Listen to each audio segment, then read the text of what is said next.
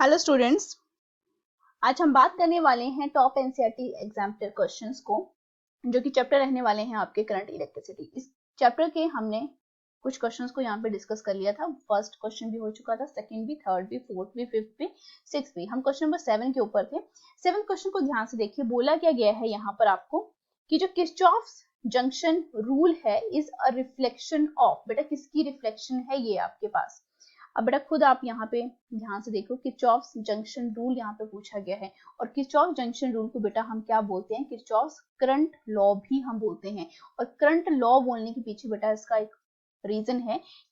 आपके पास कोई भी इलेक्ट्रिकल सर्किट हो, ठीक है, कोई भी इलेक्ट्रिकल सर्किट हो यहाँ पर, ठीक है, और बेटा यहाँ पे जितने भी अमाउंट का आपके पास क्या हो रहा हो, करंट फ्लो हो रहा हो, तो बेटा कोई एक जंक्शन पॉइंट यहाँ पे मान लो, जितना करंट जो है एंटर करेगा उतना ही करंट बेटा क्या करता है, यहाँ से लीव कर जाता है। तो अगर टोटल करंट की बेटा मैं बात करूं तो बेटा टोटल करंट कितना आ जाता है, 0 आ जाता है।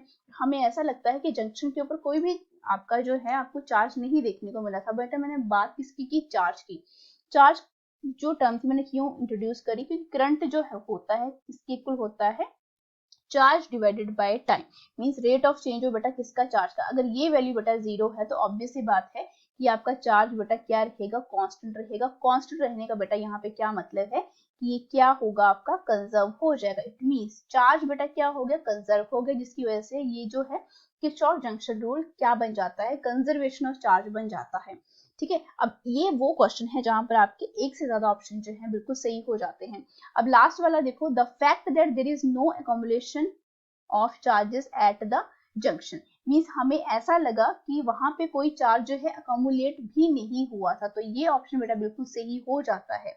ठीक है, कि आपके पास आपको जो करंट जो है टोटल करंट बेटा 0 मिला। टोटल करंट 0 होने का मतलब क्या हुआ कि हमें ऐसा पता लगा कि जंक्शन के ऊपर जो है कोई भी चार्ज जो है अकोमुलेट नहीं हुआ था। तो बी एंड डी ऑप्शन जो है इस क्वेश्चन के बेटा क्या बन जाते हैं, सही ऑप्शंस बन जाते हैं। नेक्स्ट क्वेश्चन बेटा बात करते हैं। बोला गया है consider a simple circuit shown in figure stands for a variable resistance। बेटा ये क्या है, वेरिएबल रेजिस्टेंस है। वेरिएबल रेजिस्टेंस होने का बेटा मतलब क्या है कि हम इसकी वैल्यू को चेंज कर सकते हैं। कहां से कहां, आर नोट से इन्फिनिटी। आर नोट बेटा 0 मान लो, 0 से बेटा हम कहां जाना है, इन्फिनिटी के ऊपर जाना है। ठीक है, एंड स्मॉल आर जो है बेटा ये क्या कर रही है, कंट्रीब्यूट कर रही है इस पूरे सर्किट में as an internal resistance of the battery, जिसकी वैल्यू जो है बेटा क्या है, कुछ इस तरीके से यहाँ पे मेंशन की गई है। अब यहाँ पे R जो है less than R, less than बेटा R डैश। ये बेटा कौन सी रेजिस्टेंस है, जो कि A एंड B के बीच में है। R डैश बेटा कौन सी है, वेरिएबल रेजिस्टेंस है।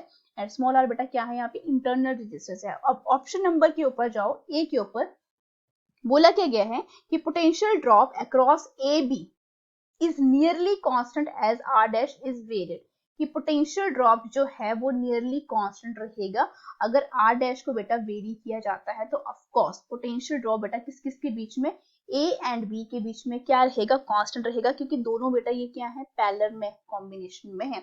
जैसे जैसे बेटा इसको आप वेरी करते जाओगे, वेरी करने का मतलब क्या है कि अगर वैल्यू को आप 0 से इन्फिनिटी के ऊपर लेते जा रहे हो, ठीक है, लेकिन ये किसके साथ है, पैरेलल कॉम्बिनेशन में, एंड इसकी बेटा वैल्यू क्या है, फिक्स है। इट मींस पोटेंशियल ड्रॉप जो रहेगा ए बी के बीच में बेटा वो क्या रहेगा, आपको कांस्टेंट वैल्यू ही प्रोवाइड करेगा।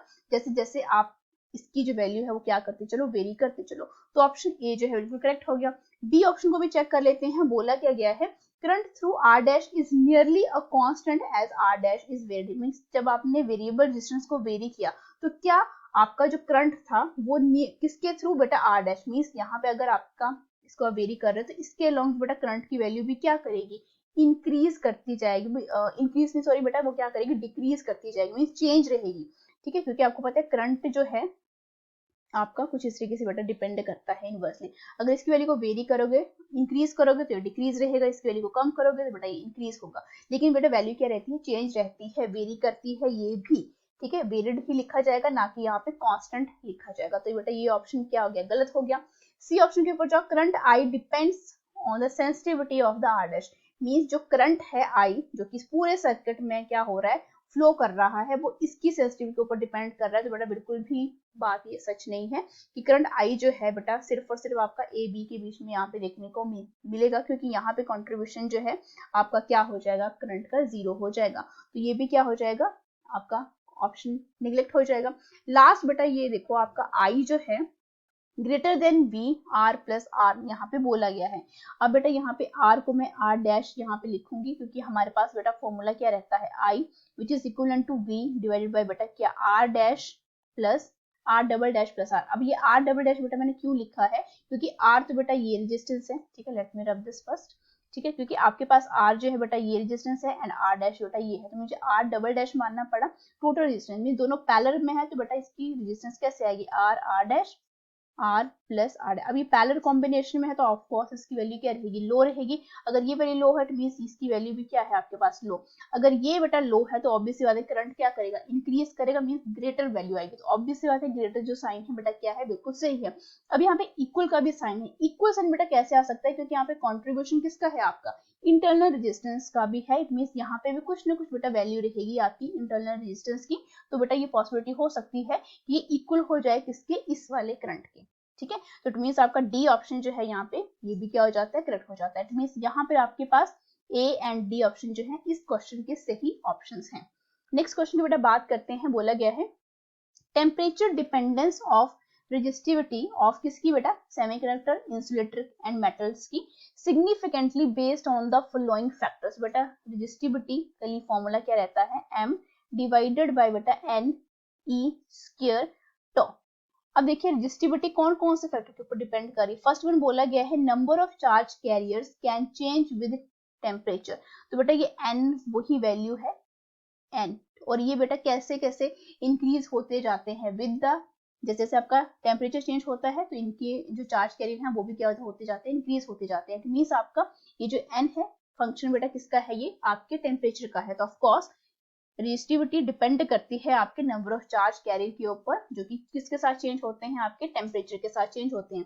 सेकंड बेटा time interval of course time interval बेटा क्या तो टाइम इंटरवल बेटा किस किस के बीच का जब टू सक्सेसिव कोलिजन होते हैं उनके बीच कितना टाइम इंटरवल है, ठीक है, वो बेटा किसके ऊपर डिपेंड करता है वो भी बेटा टेम्परेचर मींस कौन से टेम्परेचर के ऊपर जो है आपका सक्सेसिव कोलिजन हुआ एंड उन सक्सेसिव कोलिजन के बीच में कितना टाइम इंटरवल था।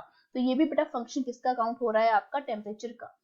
अब देखो सी बोला गया लेंथ, बेटा लेंथ कहीं पर भी फॉर्मूले में नहीं है कट हो गया।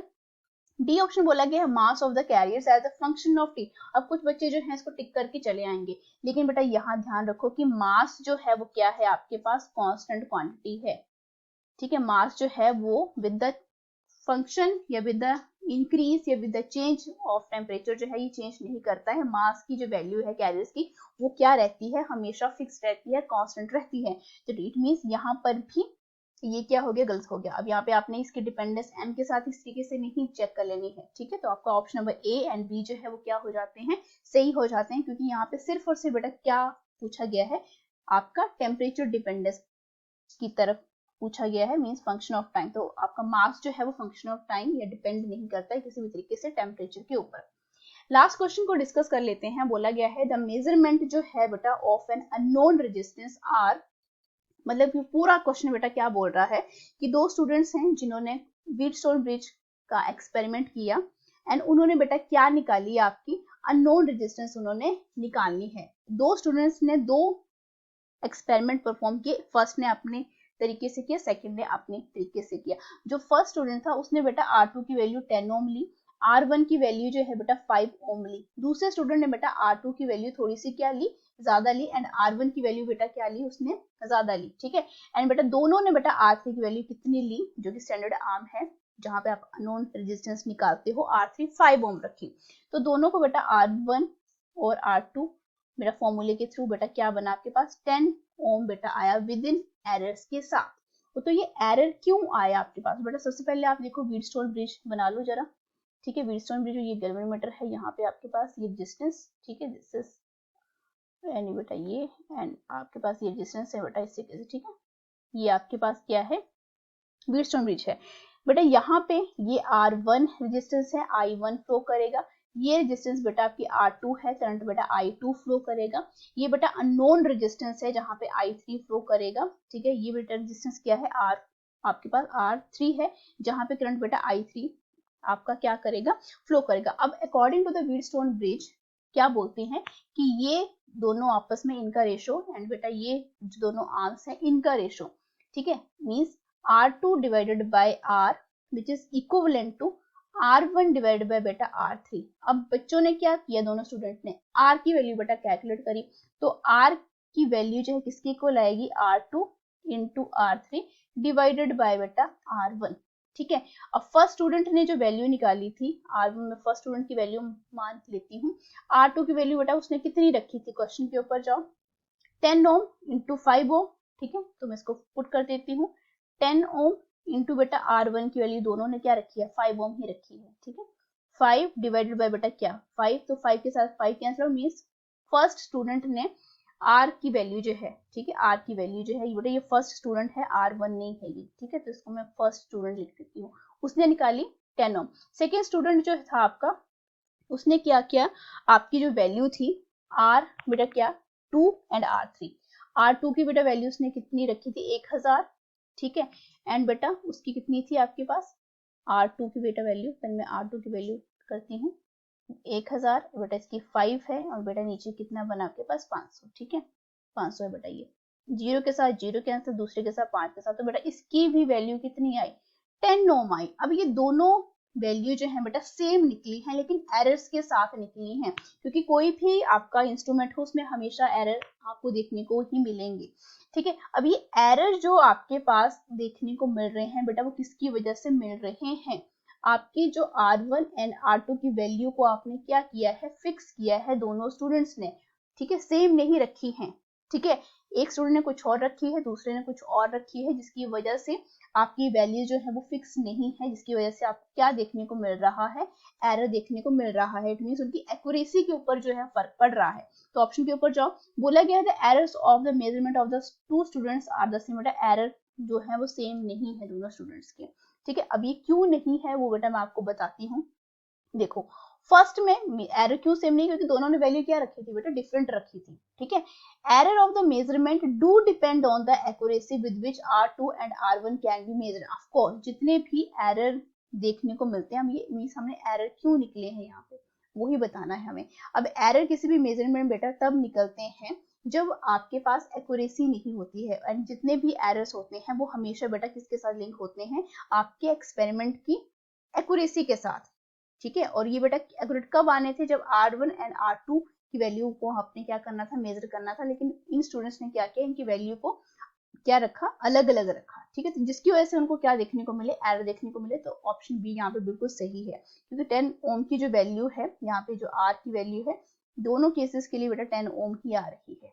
ठीक है, तो एरर इस वजह से आया, ऑप्शन नंबर बी की वजह से। सी ऑप्शन को भी बेटा चेक कर लो, if the student uses large value of R1 and R2, current through the arms will be feeble. Of course, अगर R1 and R2 को जो रेजिस्टेंस है, इनकी वैल्यू को बेटा हम बहुत ज्यादा रखते हैं, ज्यादा रखेंगे तो भी बेटा एरर आएगा। क्यों आएगा, क्योंकि आपको पता है कि आपके पास जो करंट है, सॉरी दिस इज करंट, बेटा करंट जो है वो इनवर्सली प्रोपोर्शनल किसकी होता है, रेजिस्टेंस के। ठीक है, अब ये रेजिस्टेंस R1 है एंड बेटा रेजिस्टेंस क्या है यहाँ पे R2 है। अब इनकी वैल्यू बेटा हम बहुत ज्यादा रखेंगे तो बेटा करंट की वैल्यू क्या हो जाएंगी, कम हो जाएंगी। अब कमजोर करंट सर्किट में फ्लो हो रहा है, कमजोर करंट क्या होगा, फ्लो होगा, जिसकी वजह से नल पॉइंट जो है बेटा हम नहीं निकाल पाते हैं। ठीक है, कई बार एक्सपेरिमेंट जब आप परफॉर्म करते हो व्हीटस्टोन ब्रिज का, तो आपको नल पॉइंट नहीं आपका निकलता है वहां पे। वो क्यों नहीं मिलता है, क्योंकि बच्चे जो है वो रेजिस्टेंस की वैल्यूज को बहुत ज्यादा हाई ले लेते हैं। ठीक है, रेजिस्टेंस की वैल्यू को जितना आप क्या रखोगे, कम रखोगे, आपका जो करंट है वो ज्यादा फ्लो करेगा। करंट ज्यादा फ्लो होने की वजह से वायर में क्या होगा, फ्लो होगा, जिसकी वजह से आपको नल पॉइंट जो है यानी लेंथ जो है वो मिल जाएगी। ठीक है, तो सी ऑप्शन भी क्या है, बिल्कुल सही ही है। लास्ट देख लेते हैं कि व्हीटस्टोन ब्रिज जो है इज वेरी एक्यूरेट इंस्ट्रूमेंट है, इसमें कोई भी एरर्स नहीं है। तो बेटा ऐसा बिल्कुल भी नहीं होता है, हर एक इंस्ट्रूमेंट में एरर्स पाए जाते हैं, कोई भी इंस्ट्रूमेंट पूरी तरीके से एक्यूरेट बिल्कुल भी नहीं होता है। तो इट मींस दोनों स्टूडेंट्स ने जो एक्सपेरिमेंट परफॉर्म किया इस रेजिस्टेंस के साथ, तो उनको एरर देखने को मिले, और वो एरर बेटा किन दो वजह से आए, option number B and option number C. मिलते हैं नेक्स्ट वीडियो में, तब तक के लिए थैंक यू सो मच।